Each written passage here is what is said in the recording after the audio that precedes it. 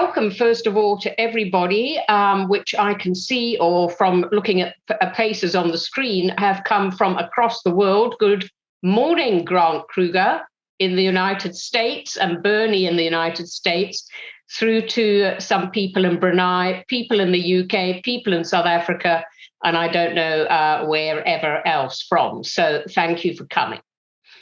So I'd like to just start just referencing back to what Josh alluded to, and just almost, if you like, say, how did I get into this whole legitimate leadership thing, if you like?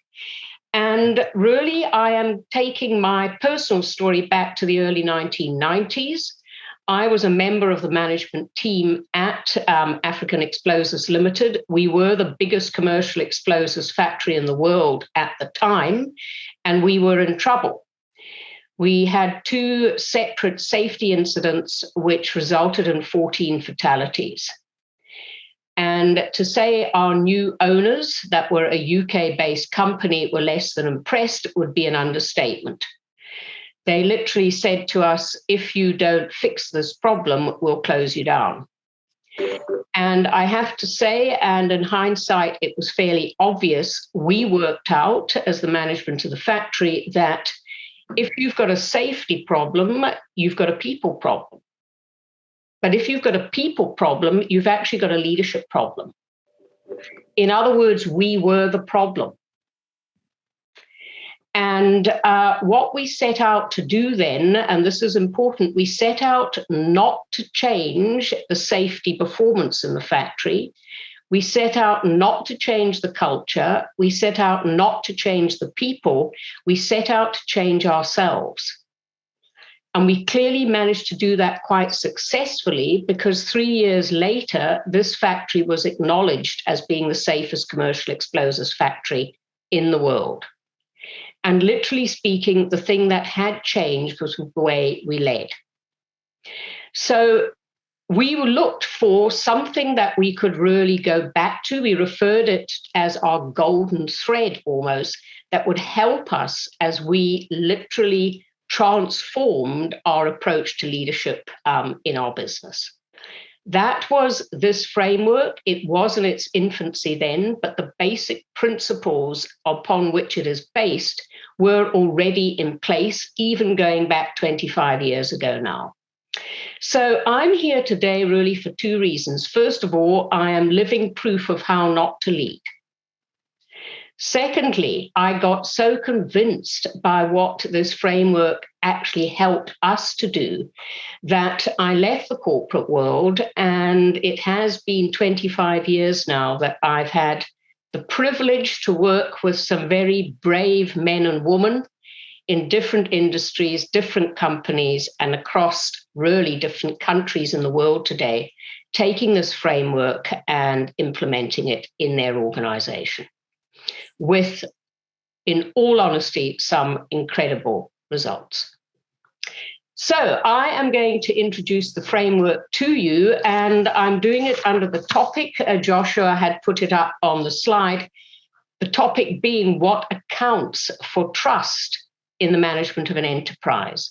Because in its essence, the legitimate leadership framework is a framework for actually answering that question. And if before we explore what accounts for trust in the management of an enterprise, we have to kind of start before that with another question. That question is, so why is it so important in any event that there is trust in the leadership of the enterprise?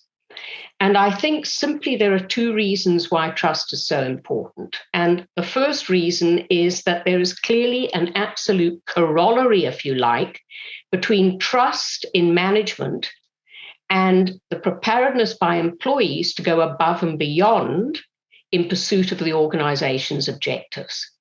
In other words, there's a cause and effect relationship between trust and management and employee willingness. And I think we can all agree that all things being equal, a group or an organization made up of willing and motivated people must outperform an organization made up of less willing and motivated people. The second reason why trust is so important is because trust is a key enabler of change. In other words, when people really trust those in charge of an enterprise, that allows those in charge to literally transform the organization or lead people, their people, through radical change. If, on the other hand, there is low trust between management and their employees, or worse still, there is distrust in this relationship, then some even small changes, like changing a shift pattern or possibly changing some working hours in the environment, which you think would be a very simple thing to do, can be almost impossible to render because people just kick back and resist any changes that management is trying to bring about. So, in short, people will go the extra mile and people will embrace change simply to the degree to which they trust those in authority in the enterprise. So, how do you know, is the obvious next question, whether as managers, as the management, if you like, in an organization, that your people do trust you? I mean, what would you point to as evidence of this? And I think there are a couple of things. The first thing you can simply look at is the metrics. Bad safety outcomes are a function of poor trust in management, as I've alluded to already.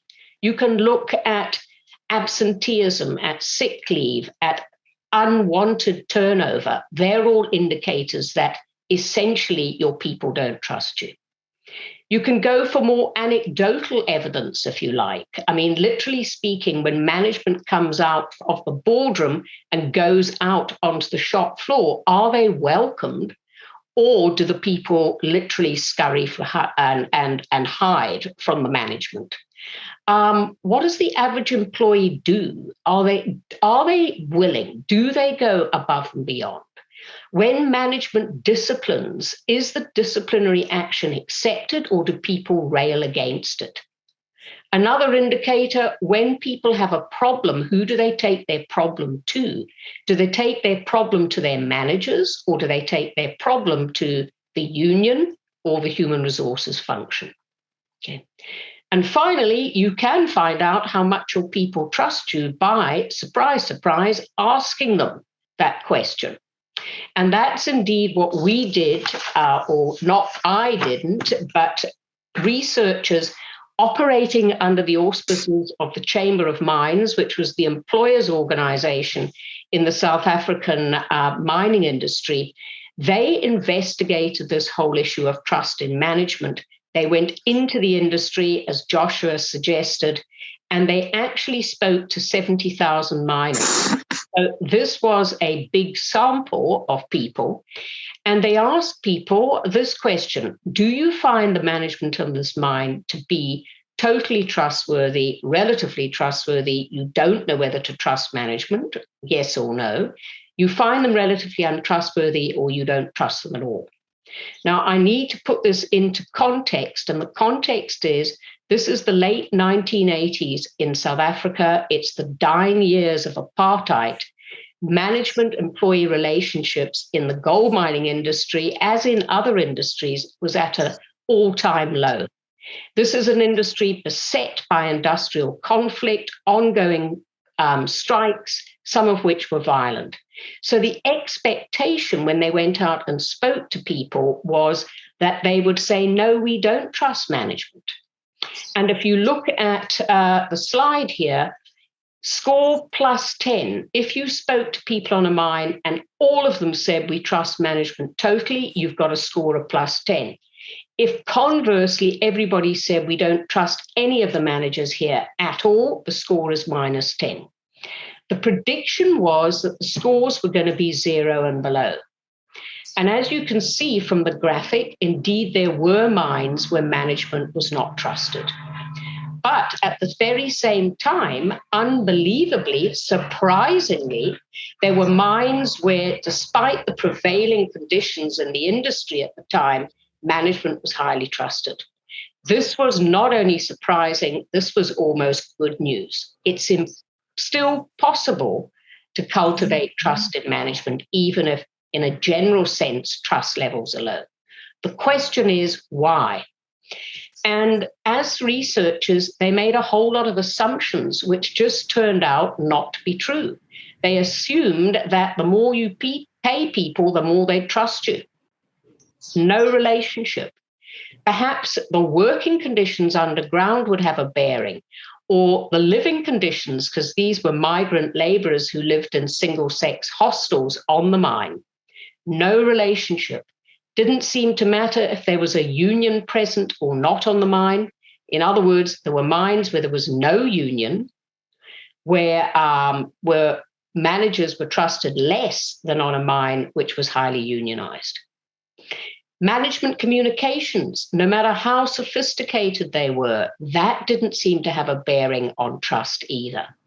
So it was almost in kind of, scratch your head, we don't know how to account for this, that the researchers changed tack and they asked a different question.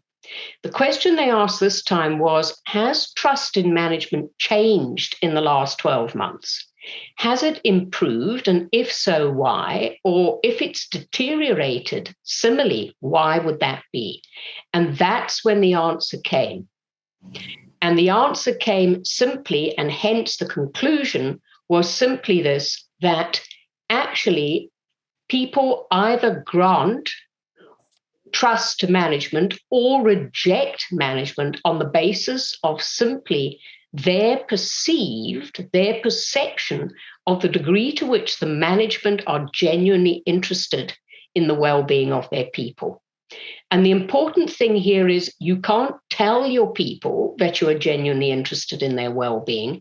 They make up their own minds about that. They decide for themselves. And the way they decide this is what the research showed, is essentially every time an employee has a concern or an issue, and they take that concern or issue to management, does management listen? Does management take their issues and concerns seriously, and do they do their best to address them?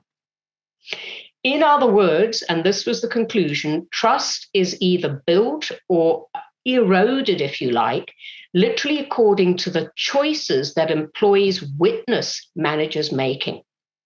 Whenever managers choose to put the interests of their people before their own interests, trust in management increases in increment. Whenever management pursues their own interests, they ride roughshod over or ignore the interests and needs of their people trust them less. So this led to a concept, an insight, if you like, that has remained valid over the last 30 years, and we have replicated this trust research, by the way, in many organizations over the last 25 years. The findings have remained the same. And the conclusion we've drawn, therefore, is as follows, that simply this, you stand or fall as a leader now on the basis of your intent. I'm going to explain that in a moment, but more broadly is our belief that in any human interaction, we judge the other party on the basis of how we perceive their intent. Now, I'm going to give you a somewhat crass example to illustrate this. But if you came out to Johannesburg as a tourist, you were told at your hotel, do not go out at night. It's not safe around here. And as a foolish tourist, you do just that. You are then attacked by somebody, a knife-wielding assailant who's after your money. Assuming they don't kill you, you're going to fight, resist them any which way you can. But we do this. We book ourselves into a hospital. We allow ourselves to be laid out on a silver platter. And literally, we willingly allow somebody to do just this to us, cut us open with a knife. Now, the surgeon and the robber are doing exactly the same thing. Their behavior is identical.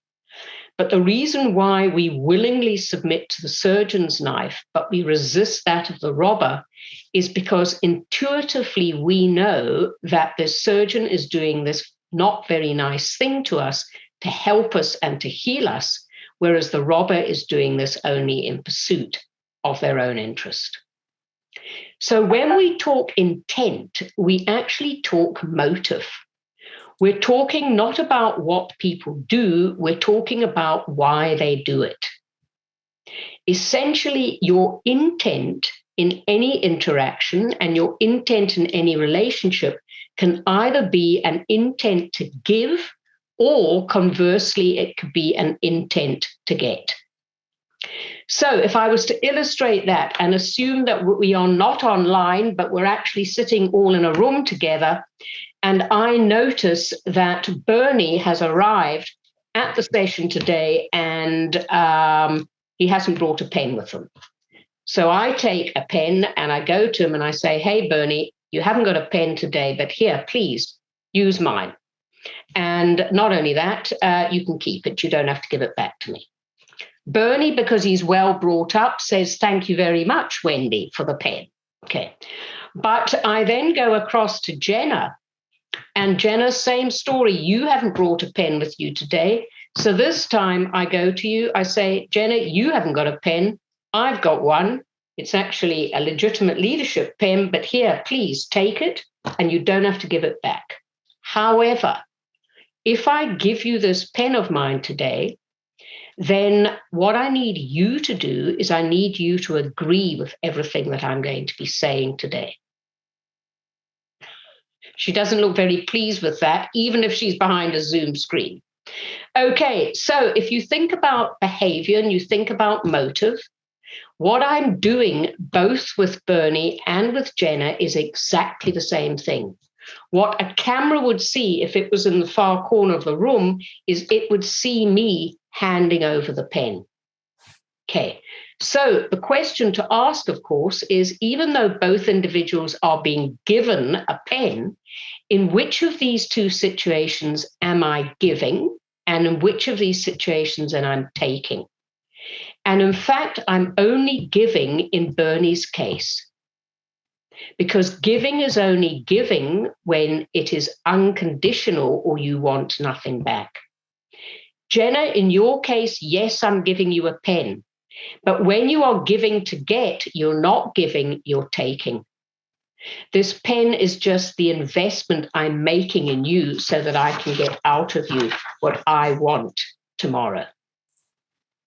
So people go the extra mile then simply only for a leader who they are convinced is in the relationship, give to them, convinced that this person is prepared to put their people's interests before their own interests.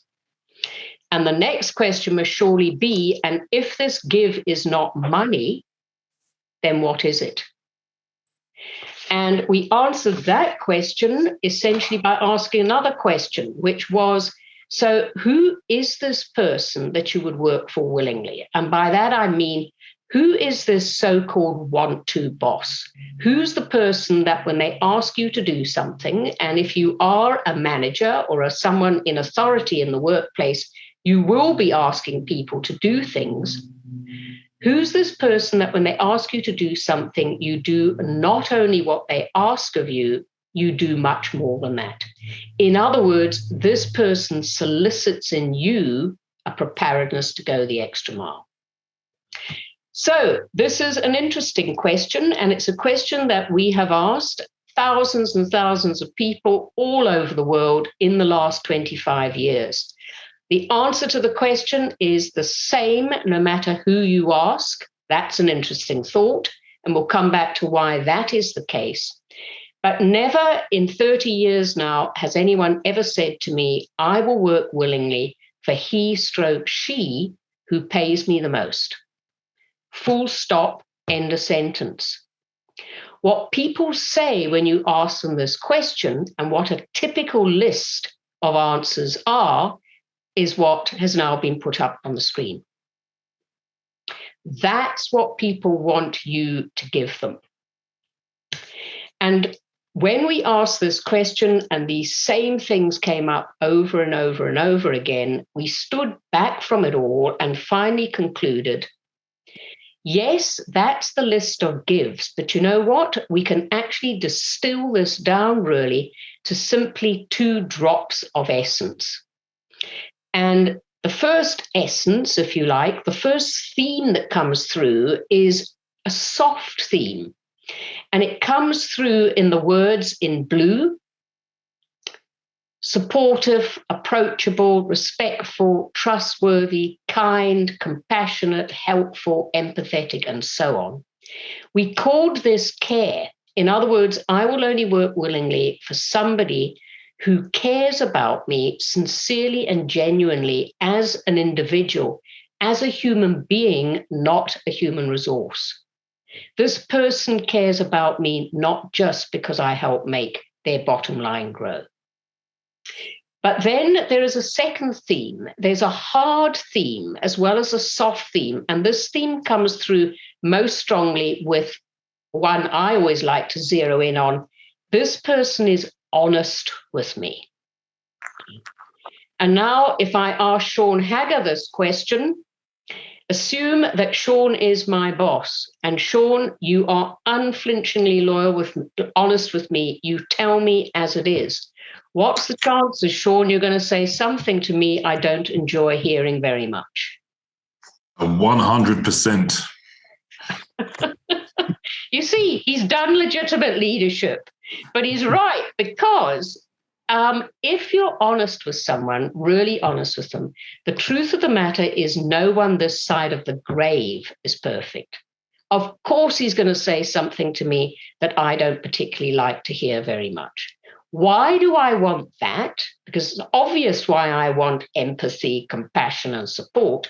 I want that because only if he's really honest with me do I know what it is that I need to change and improve on. I know what I need to do in order to grow. So the second theme is the growth theme. And it comes through in things like, I will work willingly for somebody who develops me, who grows me, who teaches me, who enables me, who empowers me. It comes through in things like, I will work for somebody who is experienced, who's knowledgeable. Why? Because I can learn from that person and grow. It comes through in 2 other ways. Things like, I'll work for somebody who provides clarity of direction and vision. Because without clear direction, you go round and round in circles, you don't progress and you don't grow. And finally, and this is critically important for me, I will only work willingly for somebody who, if you like, has high standards, not just of themselves, but of me. And working for that kind of person is not necessarily comfortable or easy. But why do I want this person to be so demanding of only the best in me? Because they insist on the best in me is what gets realized.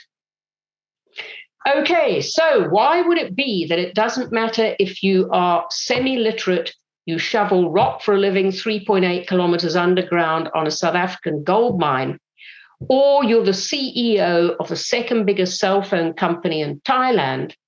You get asked this question, who would you work for willingly? And you answer, somebody who cares for and grows me. Okay. And the answer to that, the penny that dropped for us, was simply this. The reason that care and growth is the universal answer to this question is because care and growth are universally the expectations that we hold as human beings of anyone in authority. Starting with the very first authority figure that we come across in life, which is obviously our mum and dad. The first relationship of power is between parent and child. Good parents care and grow their children. Good teachers care and grow their students. Good managers care and grow their people. I don't know whether I dare go there. Good governments care and grow the citizens in the country. Okay. The reason we don't trust politicians all over the world is because they don't live up to these criteria. We know that no matter what they tell us, they are only interested in pursuing their own interests. So People go the extra mile then for a leader they are convinced is there to give to them. And this give is not vague, it is not arbitrary. This give is care and growth. There's a price to pay for power. It's not money, it's care and growth. You can pay people, and we've seen this, you can pay people as much as you like, but if you don't care and grow them, they'll never be willing. And by the way, people think that the answer to the Great Resignation is to pay people more. It's not the answer to the Great Resignation. The answer to the Great Resignation is to deliver on these two things of care and growth, because then people will want to join your organization, will give of their best when they're with you, and they'll want to stay. So let's take this finally then into the world of work. And when you talk about authority or power in the workplace, where do we look to for that? We obviously look to the hierarchy. If you like, the higher up the hierarchy you go, the more power or authority you have. And the problem becomes very real and very apparent when you ask somebody in this line, and in this case, let's ask the manager this question. As a manager in an organization, what do you have to report up the line on? What are you accountable for? And the manager would say, I'm accountable for the results. That's what you measure me on, and that's what you reward me for. But the manager doesn't actually produce those results. So the manager has to look to the supervisor to give them the results that they can then feed up the line to the CEO. Similarly, the supervisor doesn't actually do whatever needs to be done to produce the results. They then look in turn to the employee. This applies up to and including the CEO, who similarly is required to report the numbers up the line. And ladies and gentlemen, when you just look at this visually, it tells you what the problem is. The problem in its essence is that the line of service is in the wrong direction. This is management. It is not leadership. And what are managers concerned about? They're concerned with getting results out of people. And if you're concerned with getting results out of people, if that's what you see as your job or role, don't be surprised if your people experience you as being in the relationship with them to take from them or get from them. So when we look at this picture, yes, the arrows are in the wrong direction, but there's something even more fundamental here that's at issue, in the sense that someone is missing. That someone, thank you, Joshua, is the customer. The all-important person that sits between those in the front line of the organization and the results. And we all know this, the only thing that puts a sustainable bottom line result on the table is when the customer is given, whether it's a product or a service, something that they are worth and prepared to pay for. The person who provides the product or service is the employee, which therefore suggests that the people, the most important people in any business, are definitely not the people at the top of the hierarchy. They're people in the front line of the business. What this framework, what this perspective, I believe, has literally put the finger on is simply, so what will engage the people in the front line? What will engage their will and preparedness to go above and beyond in service to a customer? And the answer is simply this. The frontline person will go above and beyond only if they get care and growth from the person that they report to. And don't for one moment think that the first line managers or the supervisors will go above and beyond unless this is equally true for them. In other words, at every level in the hierarchy, what is required is that the line of service is no longer up the line, but down the line. This, ladies and gentlemen, in terms of legitimate leadership anyway, is our definition of leadership. Leaders, unlike managers, are not concerned, as managers are, with getting results out of people. They're concerned with giving care and growth to their people. Turn that the other way around. When you put takers in charge in an enterprise, you are unlikely to solicit people's preparedness to go the extra mile. When you put givers in charge of an enterprise, the natural human instinct to feeling that you've been given to is to want to give back. The job of leaders is to cultivate an enterprise where the average person in the enterprise is there to give, not to take.